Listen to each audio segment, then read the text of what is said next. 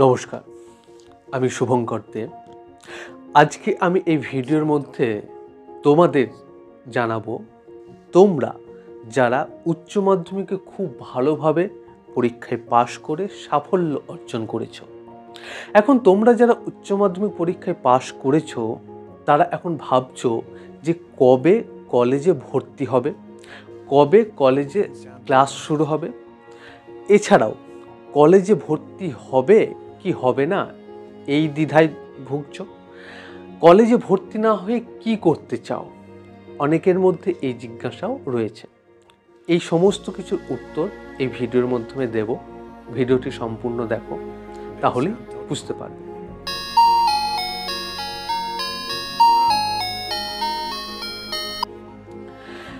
এখন তুমি উচ্চ মাধ্যমিক পাশ করার পর দুটো জিনিস করতে পারো। এক হলো কলেজে ভর্তি হও। সেই কলেজে তুমি যে স্ট্রিম নিয়েই ভর্তি হও না কেন, আর্টস, কমার্স বা সায়েন্স, তুমি দুভাবে পড়তে পারো। এক হলো পাস কোর্স, আর হলো অনার্স। যদিও এখন সেটা পাস আর অনার্সের মধ্যে নেই, এখন সেটা হয়ে গেছে মেজর এবং মাইনর। মেজর মানে তুমি যে বিষয়টা নিয়ে পড়তে চাইছো বা জেনারেলভাবে যেটা পড়তে চাইছো সেটা একটু বেশি পরিমাণে পড়তে হয়। আর মাইনর মানে তুমি যেটা নিয়ে পড়তে চাইছো বা যে বিষয় নিয়ে বা যে সাধারণভাবে পড়তে চাইছো সেটা একটু কম পড়তে হয়। এখন এই মেজর ও মাইনর অনেকে বলছো যে এগুলো পড়বো না, আমি জেনারেল লাইনে যাব না, আমি কোনো অনার্স নেব না, আমি কোনো মেজর মাইনরের পথে হাঁটবো না, আমি বাড়িতে বসে বা আমি কোনো কোচিং সেন্টারে আমি চাকরির জন্য প্রস্তুতি করব। এখন তোমরা প্রশ্ন করতেই পারো, মানে তোমাদের মনে প্রশ্ন আসতেই পারে যে এই যে কলেজে ভর্তি হয়ে পড়াশোনা করাটা ভালো নাকি চাকরির জন্য পড়াশোনা করাটা ভালো। দেখো, আমি কোনোটাকেই খারাপ বলবো না, দুটোই কিন্তু দুটোর পথে যে যার মতো ভালো। এখন বর্তমান পরিস্থিতি অনুযায়ী তোমাকে বুঝতে হবে। ধরো কলেজে তুমি ভর্তি হবে কেন, কলেজে দু রকমভাবে ভর্তি হতে পারো। এক নম্বর হলো তোমার যদি কোনো পার্টিকুলার বিষয়টার প্রতি খুব ভালো লাগা থাকে এবং ভবিষ্যতে সেই বিষয়টা নিয়ে এগিয়ে যেতে চাও, সেই বিষয়টা সম্পর্কে অনেক জ্ঞান অর্জন করতে চাও এবং সেই বিষয়টাকে নিয়েই তুমি পেশাগতভাবে এগিয়ে যেতে চাও, তাহলে তুমি অবশ্যই করে কলেজে মেজর নিয়ে পড়াশোনা করবে, অর্থাৎ অনার্স নিয়ে ভর্তি হবে। তারপর তোমার উচ্চশিক্ষা করবে, তুমি এমএ পড়বে বা এমএসসি পড়বে, তারপর নেট সেট দিয়ে তুমি পিএইচডি করতে পারবে। এখন এই পুরো বিষয়টাই যদি তোমার লক্ষ্য থাকে কলেজে পড়ানো বা স্কুলে পড়ানো, তাহলে তুমি এটা করবে। এখন প্রশ্ন হতে পারে যে স্কুলের তো চাকরি হয় না বা শিক্ষকতা তো চাকরি হয় না। দেখো, শিক্ষকতার চাকরি হয় না সেটা তুমি একটা রাজ্যের বিশেষ বেসিসে বলতে পারো না, ওটা ভারতবর্ষের বিভিন্ন প্রান্তেই শিক্ষকতার চাকরি হয়।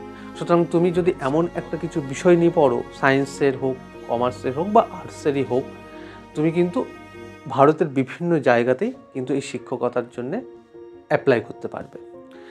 এবার হলো মাইনর, যেটা এখন অনেকে মাইনর নিয়ে পড়াশোনা করে যাতে একটা গ্র্যাজুয়েশন অবধি একটা ডিগ্রি থাকে। এখন যে কোনো কাজের ক্ষেত্রে মানে চাকরির ক্ষেত্রে সেটা গভর্নমেন্ট হোক বা প্রাইভেট হোক, সেখানে গ্র্যাজুয়েশনটা কিন্তু খুব ম্যান্ডেটরি। সে তুমি অনার্স নিয়ে বা মানে মেজর গ্র্যাজুয়েশন করোই বা মাইনর গ্র্যাজুয়েশন করো, তোমার একটা সার্টিফিকেট কিন্তু থাকতে হবে গ্র্যাজুয়েশনে। তাই তোমাকে মাইনরভাবেও কিন্তু গ্র্যাজুয়েশনটা করে রাখা উচিত। এবার তুমি মাইনরভাবে যখন গ্র্যাজুয়েশনে ভর্তি হবে, তখন তোমার স্বাভাবিকভাবে একটু চাপটা কম থাকবে, তোমাকে পড়াশোনাটা ওই দিকে একটু কম করতে হবে। এবার তুমি যখন মাইনর গ্র্যাজুয়েশন নিয়ে ভর্তি হলে এবং তোমার লক্ষ্য কোনো সরকারি চাকরি করা, তুমি তারই পাশাপাশি সরকারি চাকরির পরীক্ষার জন্য প্রস্তুত হতে শুরু করো এবং বিভিন্ন জায়গায় কোচিং সেন্টার রয়েছে, সেখানে তুমি ভর্তি হয়ে যাও। নানান রকম রেলের পরীক্ষা হয়, ব্যাংকের পরীক্ষা হয়, তারপরে আরও অনেক রকম গ্রুপ ডি, গ্রুপ সি থেকে শুরু করে বিভিন্ন রকম চাকরির পরীক্ষার প্রস্তুতি দেওয়া হয় বিভিন্ন সেন্টারে।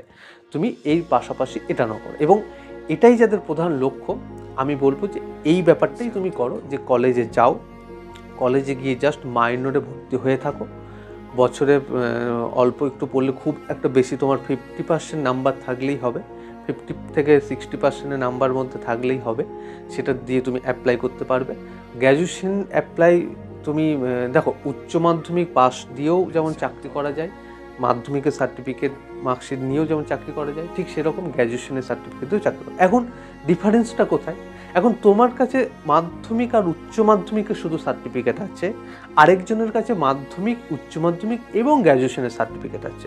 এখন গোটা ভারতবর্ষ জুড়ে যে সমস্ত চাকরির পরীক্ষার বিজ্ঞপ্তি বের হয়, সেখানে মাধ্যমিক আর উচ্চ মাধ্যমিক অবধি যারা পড়াশোনা করেছে তারা, ধরো 100টা বিজ্ঞাপন বের হলো, 100টার মধ্যে হয়তো 20টা বিজ্ঞাপনে বলা হলো যে এখানে মাধ্যমিক মানে 20টা বিজ্ঞাপনে বলা হলো এখানে গ্র্যাজুয়েশন দরকার নেই।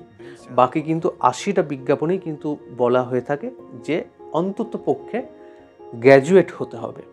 তাহলে তোমার কাছে রাস্তাটা কি খুলে গেল? যদি তুমি গ্র্যাজুয়েশন করে থাকো তাহলে তুমি 20টার বদলে তুমি সেখানে আরও 80টার মতো পরীক্ষা দিতে পারবে।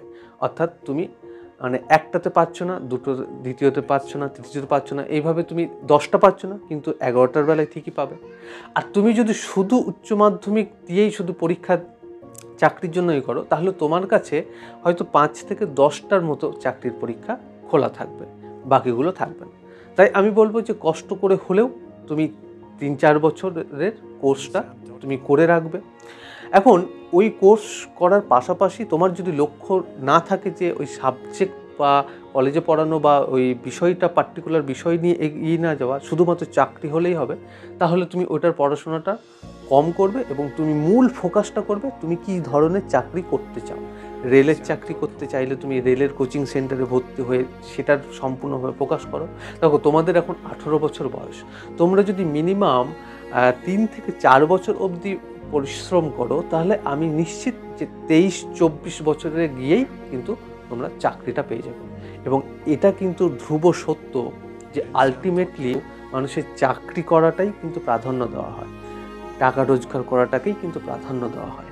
তাই খুব বেশি জ্ঞান লাভ করে, জ্ঞান অর্জন করে মানে পকেট শূন্য করে বসে থাকার থেকে ঠিকঠাক জ্ঞান অর্জন করো এবং সেটার উপর ডিপেন্ড করে একটা সুনিশ্চিত চাকরি জীবনে অর্জন করে নাও। আমার মতামত নিতে চাইলে আমি এটুকুই বলবো।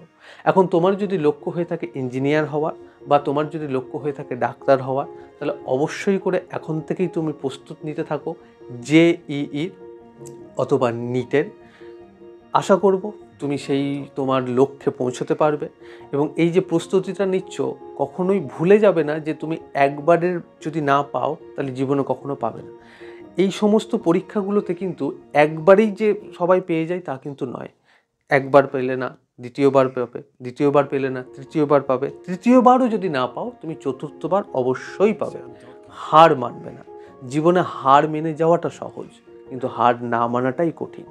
কঠিন লড়াইটাই হলো আমাদের জীবনের সাফল্যের প্রধান উদ্দেশ্য। তাই বড়দের সঙ্গে ভালো করে পরামর্শ করে তুমি কি করতে চাও, তুমি আসলে জীবনে কি হতে চাও সেটা ভেবে ডিসিশন নাও। আমার ভিডিওটি যদি ভালো লেগে থাকে তাহলে অবশ্যই একটি লাইক করবে এবং চ্যানেলটি যদি ভালো লেগে থাকে তাহলে একটি সাবস্ক্রাইব করবে। Thank you.